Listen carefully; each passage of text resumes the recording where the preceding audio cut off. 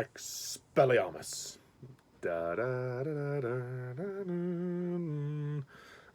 Hello, my fellow Harry Potter fans, and welcome to my latest Harry Potter review, where today I review Harry Potter and the Chamber of Secrets, directed by Chris Columbus and released in 2002.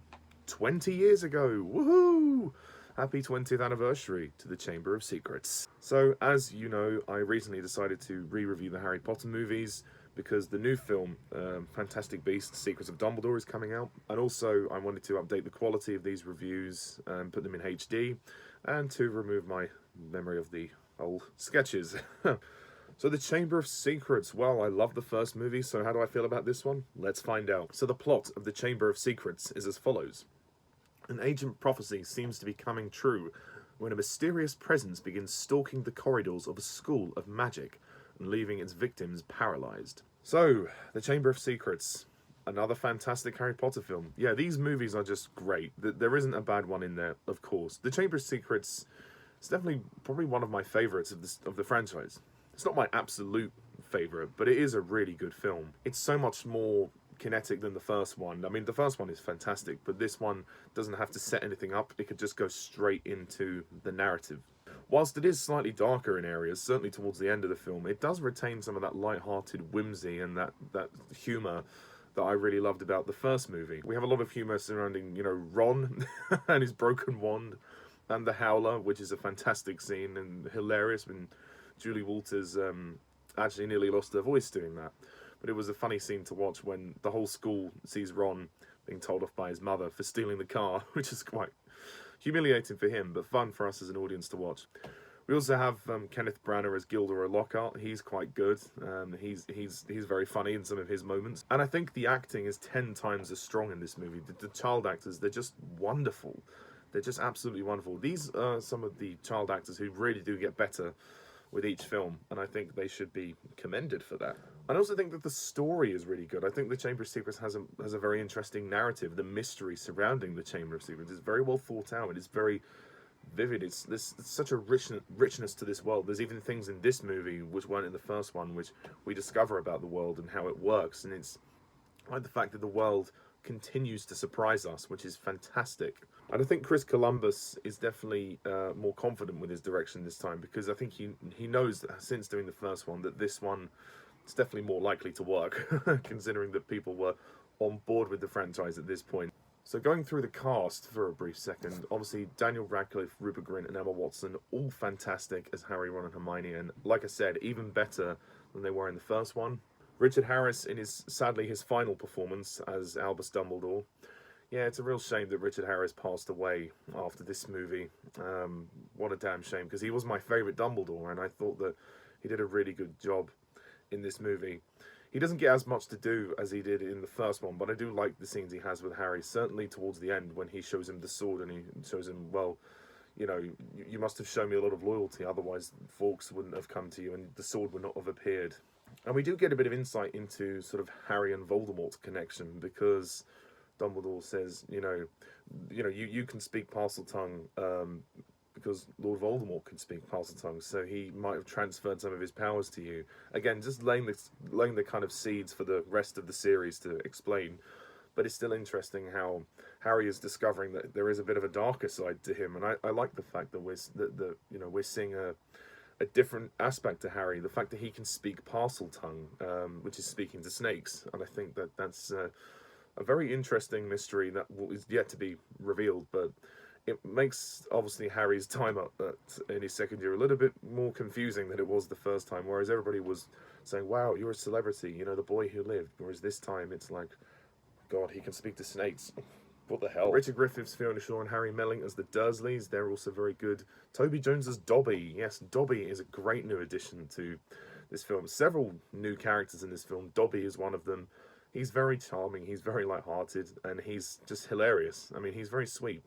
Turns out he is working for the Malfoys, but he knows of the plot to open the Chamber of Secrets, because Lucius Malfoy has the diary, which he gives to Ginny, and Dobby is, well, subtly trying to warn Harry about everything without actually saying anything. And Dobby is trying to stop Harry going to Hogwarts, and then, of course, further conflicts ensue with Dobby and Harry.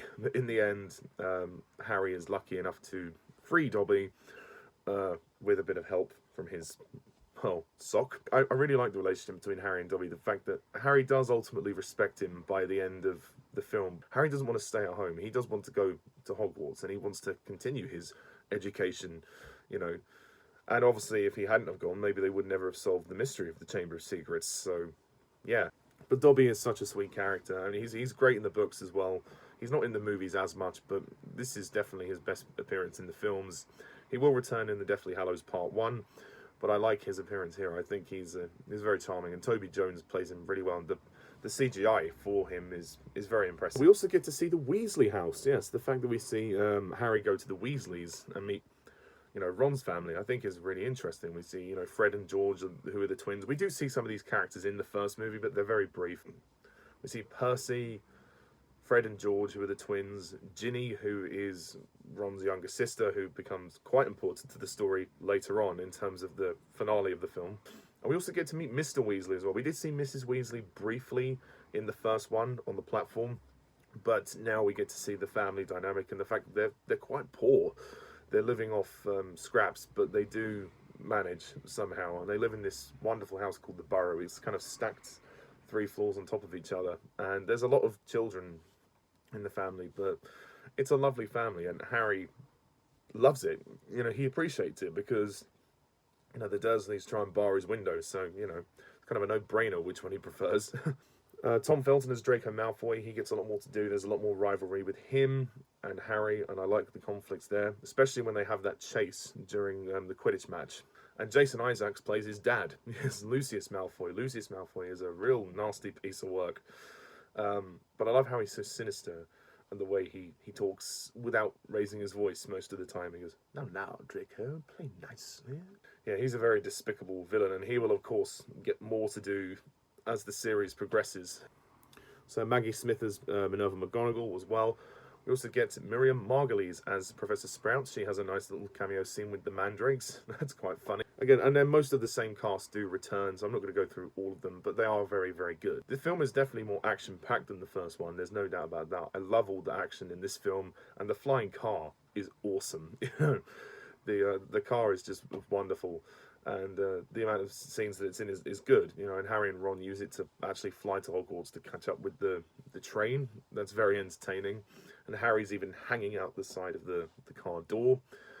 And then we get the Whomping Willow sequence where the car is slightly destroyed. And then the car disappears. And then we see the car again in the later action sequence in the forest with the spiders. And every scene in the car is enthralling. I was literally on the edge of my seat with such excitement watching those sequences unfold. I also think that the Quidditch match is very good. I do prefer the first one slightly, just because it's the first time you see the Quidditch match. But this one is really good, but it's more of a chase sequence with the bludger. Obviously, we don't see Dobby there at the time, but Dobby is controlling the bludger.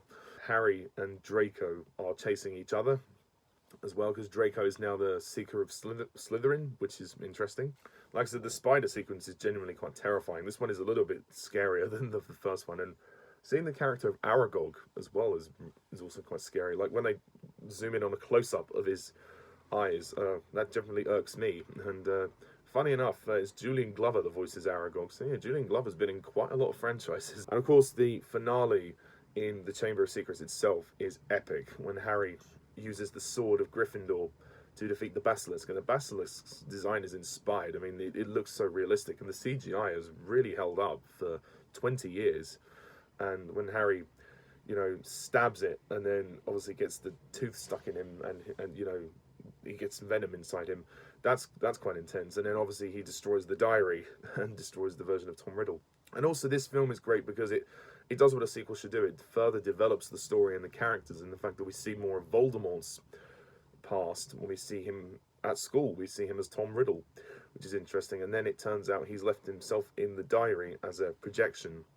So then he reappears at the end, and of course Harry destroys the diary. Obviously at the time Harry didn't know it was a Horcrux, but he's destroyed the Horcrux, which is interesting. I think Christian Coulson also deserves a shout out as Tom Riddle, and I think he's excellent in that final confrontation with Daniel Radcliffe. I think Daniel Radcliffe really stepped up for this one. He's definitely a lot more confident in this film, and You can tell. And the look of the Chamber of Secrets is fantastic. Again, the art direction and the sets of these movies are just wonderful. You know, there isn't a bad looking film in there. There really isn't. I also think John Williams' score is excellent for the film as well. Just as good, if not even better, than the score for the first one. There's so many great tracks, some which are reused, but some which are new. Particularly the soundtrack for Fawkes the Phoenix. That's really good. And I love Fawkes the Phoenix. He's such a humble creature. And when Fawkes uses his tears to heal Harry's wounds, that's a very sweet moment there. I also like Kenneth Brannagh as Gilderoy Lockhart, and his story revelation turns out to be quite interesting. The fact that he is a fraud, and he's a liar, and he's erased a lot of wizards' memories to take credit for what they've done to become famous and sell his novels. And he's a proper celebrity through and through. He's a real arsehole, and he almost runs away before Harry and Ron stop him and take him to the chamber as well. Also, Moaning Myrtle. Moaning Myrtle is hilarious. She is one of the best characters in this series. She's just so funny, and she's so mad, and she's just absolutely brilliant. I mean, you know, the line when she says, "If you die down there, you're welcome to share my toilet." You know, it's just genius. I think Shirley Henderson deserves a big shout out there. One other action scene I forgot to talk about was the dueling club. I love the dueling club scene. It's the first time Harry and Draco have a real fight. And that's when Harry is discovered to have, you know, the Parseltongue ability. Also, Alan Rickman as Snape. He's kind of there, but he doesn't get as much to do this time. But he has a go at Harry and Ron for arriving late and exposing themselves in the papers with the car. But yeah, his role in this one is relatively minor, but Snape will gradually get a lot more to do as the series progresses. So with that being said, The Chamber of Secrets is an amazing film. It's got a great story, great mystery. It furthers the story from the first one, as well as telling its own mystery. New characters coming into the franchise is brilliant, as well as the old ones, you know, cementing themselves. Also, Hagrid. I forgot to mention Hagrid. Hagrid has a lot of baggage in this film. There's stuff about Hagrid's past, which is a bit shady, but it turns out Hagrid was only importing, you know, Aragog into the school, but then he had to let Aragog go into the forest. And Tom Riddle was showing this to Harry when Harry goes into the diary to make it out as though Hagrid was the real person who opened the Chamber of Secrets, but that was not the case, of course.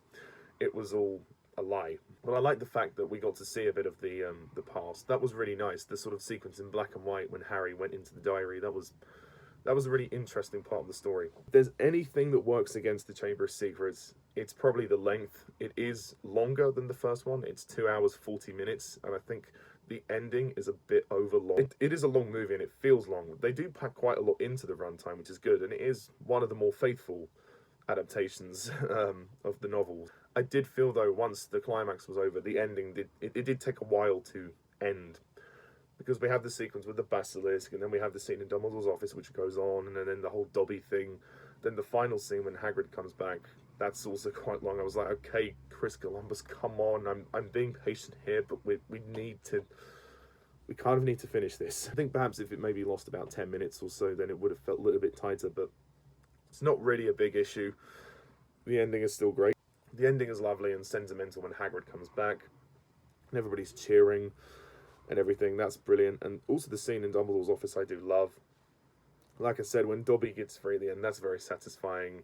And to see the way that Lucius Malfoy treats him is horrible, and he kicks him down the stairs. But nevertheless, The Chamber of Secrets, this is a wonderful film. It's probably on the same level as the first one. I'm not sure which one I prefer yet. I'll have to make that judgment. I've always thought this one was better, but I don't know. I kind of flip back and forth with these two, because they are very similar, because they've been directed by the same person, but also, again, it's hard to decide, because I think they're so good in quality. So I'm going to give The Chamber of Secrets an easy 10 out of 10.